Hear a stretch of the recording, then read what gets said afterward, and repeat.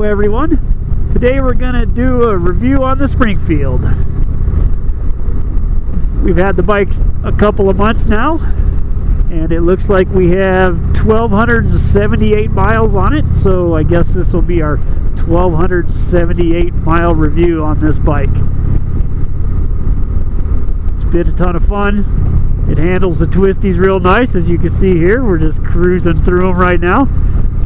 No effort at all. It's a beautiful day. Got a few clouds in the sky. When I checked the temperature a little while ago, it said it was 66 degrees. So it doesn't get any better for riding. So let's head on down to a river here. I think I've found a nice spot we can go to, and we'll do that review.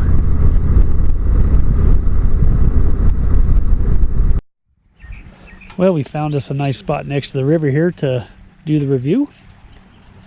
So I guess we'll start with the pros.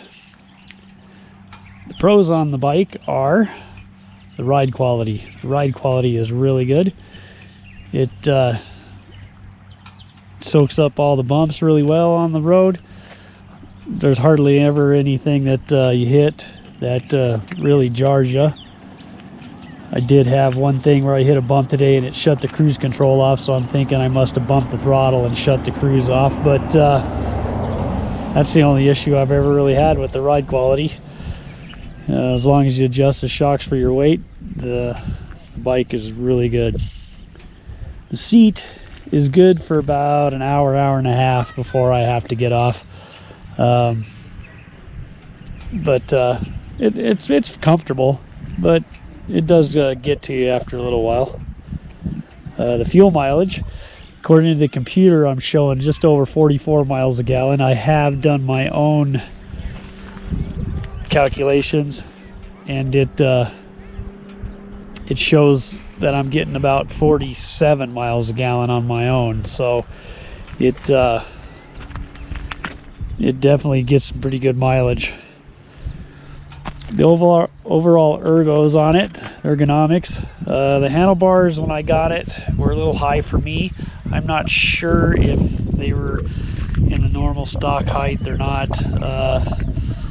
I lowered them down a couple of inches, and that helped a lot. That job is not super easy. It'd probably be easy with two people, or easier, but other than that, the foot placement and everything else is really good. The cruise control is definitely a positive. I've never had a bike with cruise control before, and it sure is nice to be able to take your right hand off of the throttle and rest it. Cylinder cutout, I have had it come on a couple of times, but you don't even really notice it's there. The only time I ever know it's really on is when I look down at the dash and it tells me that it's on. It's seamless on and off. I can't even tell a difference in the exhaust note or anything on that. And the headlights work pretty good. I went out and did a test on it the other night, and they seem to really work well at night. That video will be coming up, so you guys can check that out and see what you think of the headlights on that. But with the high beams on and the two driving lights on, you got pretty good coverage with your light. So I'm pretty impressed with that. The cons on the bike, of course, everything's not perfect, so you know everything's going to have its drawbacks. The main drawback, or one of not the main one, but one of the drawbacks I found on the bike is the hand controls. The hand controls are just a little bit too far away from your riding position where your hands. You kind of have to stretch for them. If they were a 1/4 inch closer or so, I think that would make a big difference. There is a slight vibration at cruise speeds running down the highway. There, the cruise control comes in handy and gets you a little bit of rest from that. It's not super bad, but it is there and is noticeable. When I did the oil change at 500 miles, it filled up to the top of the dipstick with the required amount according to Indian with their kit. So I think the other bikes all have oil coolers, so got to be kind of careful with the Springfield. It seems that the oil capacity is right at max when you fill it up with their oil change kit. Another thing about the oil I'll put in as a con, the dipstick is black, so it's kind of hard to see your oil levels when you're checking the oil on the bike, and it is kind of a procedure to check it, so that is a con on the bike. The belt alignment was off when I first got the bike. When I did my 500-mile check on it, I had to adjust that.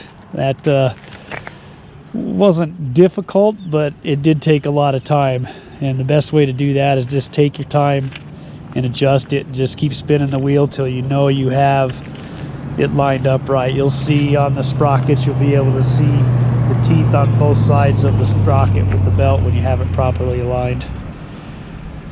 One other thing that I feel is a con on this bike, and it might be fixed if you put some lower deflectors on, but there is some helmet buffeting, and I'm not really sure. Sometimes you can cruise down the road and it's hardly anything at all, and other times it's pretty bad, so I'm not sure if it's a crosswind that causes that buffeting or not.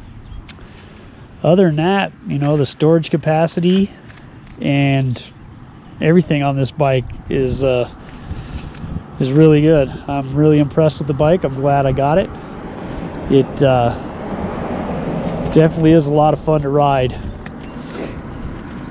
And one other thing, when you're driving down the road on a nice sunny day like today, it's funny how much, with the chrome on this bike, how much reflection you get off the road signs. So I'm sure that helps the driver see you. So that's another positive I see. Anyway, let's get back to riding, and we'll talk to you later. Thanks for coming along today. I hope you enjoyed the review of the Springfield. And if you have any questions about the Springfield, go ahead and put them in the comments below. I'd be more than happy to answer them. I'll throw in a couple of pictures here at the end of the video that shows a ride that we took up to Victor and the Idaho side of the Tetons last week with the wife. I hope you enjoy those. And if you'd like to see more content about the Springfield, or just about our rides in the Rocky Mountains, I ask that you hit that subscribe button, that bell notification button. And if you like the video, go ahead and give it a thumbs up if you would. So take care, and thanks.